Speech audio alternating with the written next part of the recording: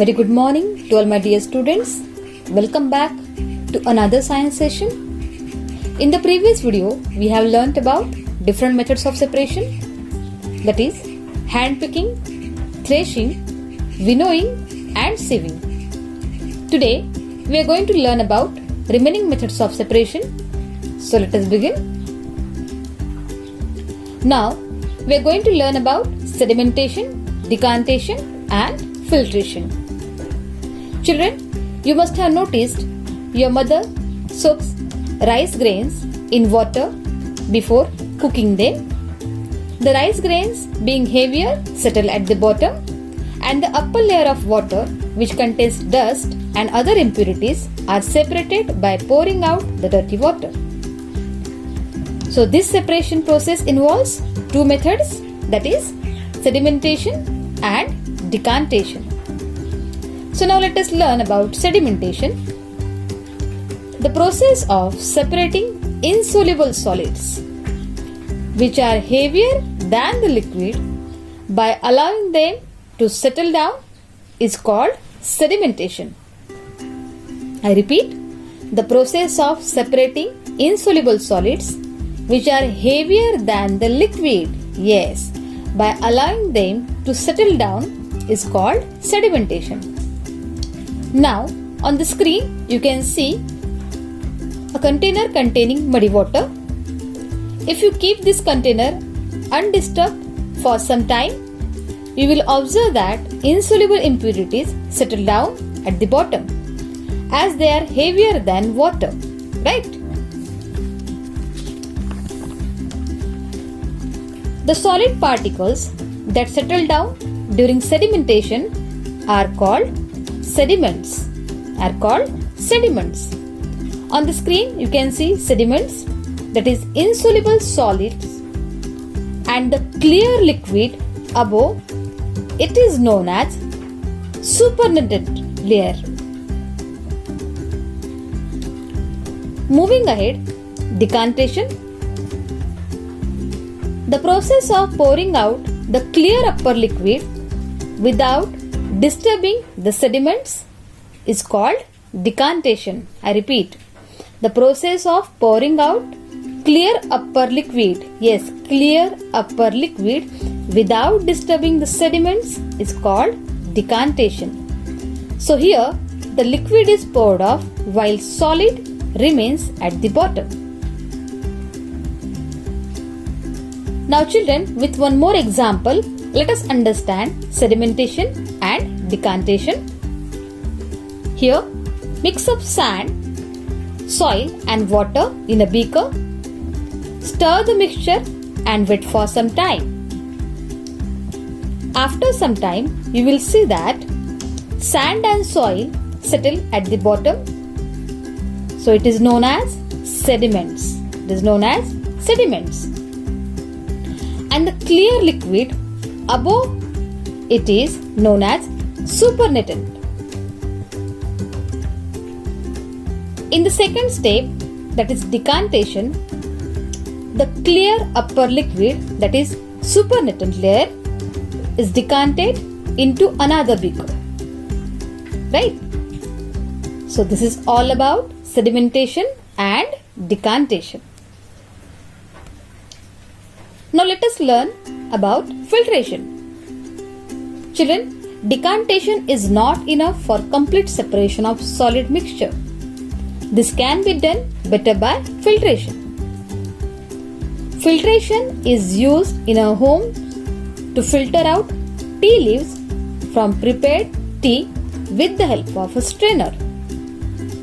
We also filter and separate fresh fruit juice from the fruit pulp. So what is filtration? The process by which a mixture of insoluble solid and a liquid are separated by passing the mixture through a filtering device is called filtration. During filtration, the insoluble solid remains in the filtering device while the liquid passes through the filter. Children, filter paper is a special type of paper It is used in science labs to remove solids from the liquids.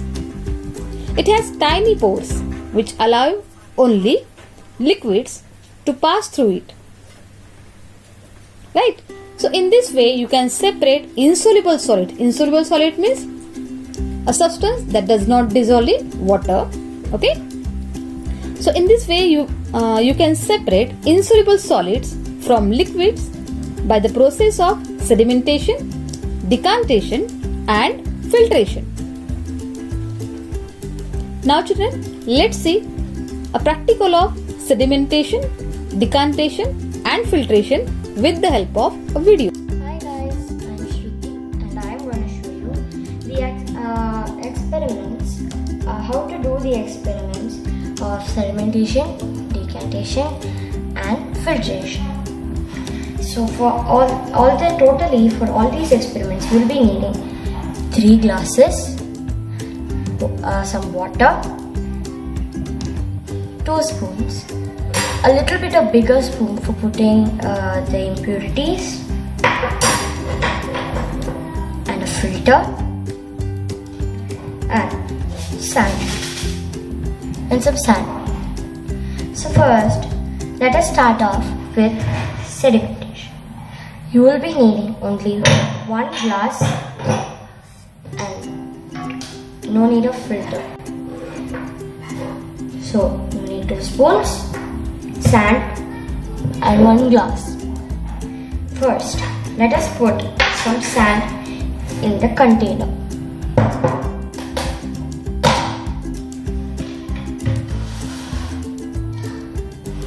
Take some sand, put it inside.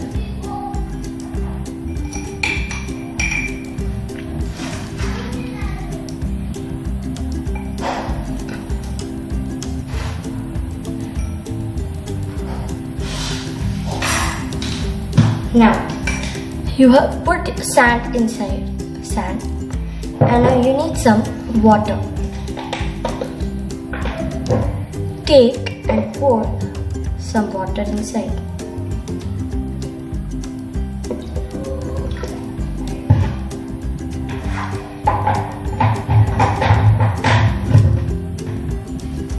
Now, you have added some water inside this and you have put some, this is the sand.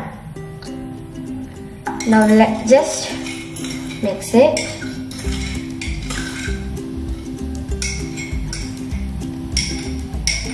And leave it undisturbed. Leave this undisturbed for at least 5 to 10 minutes so that the water, the sand, which will become a sediment, and it will be settled in the bottom, which is right here, and the water will be cleared, a little cleared from what you are seeing now. And now, after 5 to 10 minutes or 15 to 20 minutes, it's your choice, your water will be clear and will be looking like this. As you can see, the water is a little clear, but it has a lot of many small impurities in it. And the water is way clearer than what you saw right now. And this is the sediment. The sand has got settled here and only the water is left up. Now I'll show you the difference between both. I hope you can see the difference properly. This is quite blurry and this is not blurry. It is clearer than this water. Take a look at this and take a look at this. You can see the water. The water is a little blurry, but in this the water is not blurry. So this is sedimentation. Now the process which comes after sedimentation is known as decantation. Decantations, you can define decantation as without disturbing the sediment, without moving the sediment or mixing the sediment with the water which is up, you are going to slowly put it in another container or a glass. Now you will need a second glass. Slowly just put all the water. Do not get all the little water which is below, that is not needed, or else if you do that, then all the mud or sand, stones, everything will get mixed into this. Now the water has been removed from big solid particles, but even there are many smaller particles which is there inside this water. You can be thinking that this is clear, but friends, this is not clear. It's not yet cleared yet. Now you will need the third glass. Take this. Now, this is where your filter comes to use. Now, put your filter on the other glass. You can either use a filter nor filter paper. But filter paper removes even finer impurities from your water. So let's start. Pour the water inside the other glass.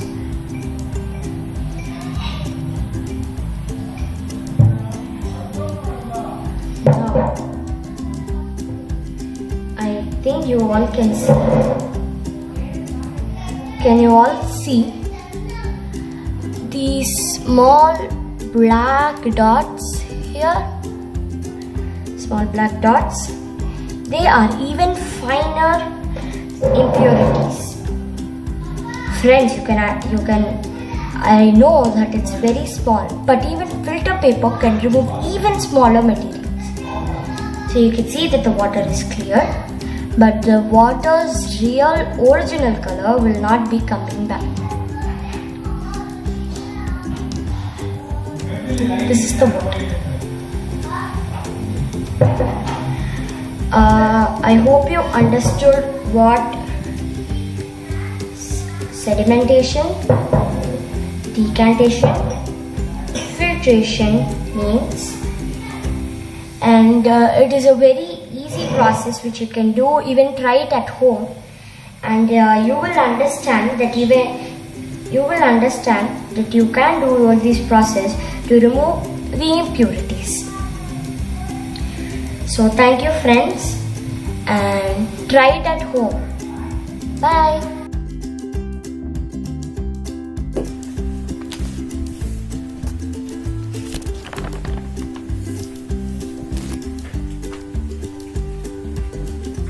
Now let's talk about separation of soluble solids from liquids, that is evaporation. Evaporation is the process of converting a liquid into its vapor form is called evaporation. I repeat, evaporation is the process of converting a liquid into its vapor form is called evaporation. When heat is applied, the liquid component evaporates, leaving behind the solid component. When heat is applied, the liquid component evaporates, leaving behind the solid component. Seawater is allowed to stand in a shallow pits. Water gets heated due to sunlight and evaporates, leaving behind the salt which we eat. So in simple words, we can say the process of conversion of water into vapor form is called evaporation. I repeat, the process of conversion of water into vapor form is called evaporation. Right? Okay, now children, next process, of separation? Condensation. Condensation is the opposite process of evaporation. So let's see the definition of condensation. The process by which the gas form of a substance changes into its liquid form is called condensation. You can see condensation at home. Pour a glass of cold water on a hot day and watch what happens. You will observe that water forms on the outside of the glass. That water did not leak through the glass. It actually came from the air. Water vapor in the warm air turns back into liquid when it touches the cold glass, right? So adding more examples like when you take a shower, the windows and the mirrors in the bathroom fog up. You can also do this by breathing on a mirror. So these are the examples of condensation. So in simple words, we can say that the process of changing from the gaseous state to the liquid state is called condensation.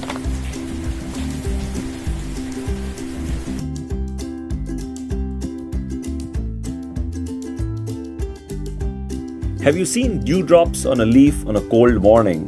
Have you wondered how dewdrops are formed? Observe this activity and you will be able to understand dewdrops. We need ice, water, and a glass. Put some ice and water into a clean, dry glass. Now let the glass rest for some time. You will soon see a misty layer of water on the outer surface of the glass. Now wait a little while longer and observe. Small droplets of water coalesce and run down the surface of the glass. The water droplets are formed when water vapor in the air cools and changes into water when it meets the cold surface of the glass.